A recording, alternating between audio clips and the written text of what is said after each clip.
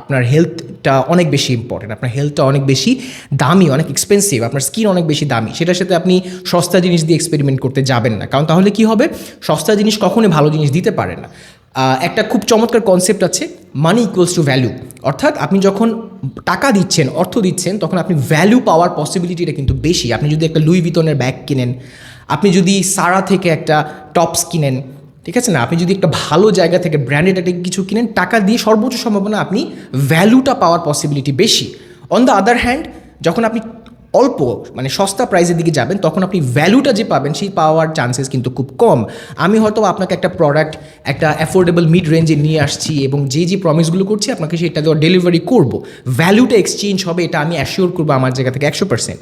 কিন্তু এটা থেকে হাফ প্রাইসে, মানে এটা থেকে হাফ প্রাইসে আপনি প্রোডাক্ট পাবেন এবং এটা থেকে 3 গুণ বেশি কমিটমেন্ট পাবেন যে ফর্সা হবেন আপনি, আপনার চুল পড়া একদম কমে যাবে, আপনার ওয়েট লসও হবে, কোলাজিন খাওয়ার মাধ্যমে নাকি ওয়েট লস হয়, হোয়াট এভার তো অনেক কিছু হবে এর থেকে হাফ প্রাইসে, এবং ভ্যালু প্রমিস করতেছে বেশি, বাট ডেলিভারি কম, ডেলিভারি নাই।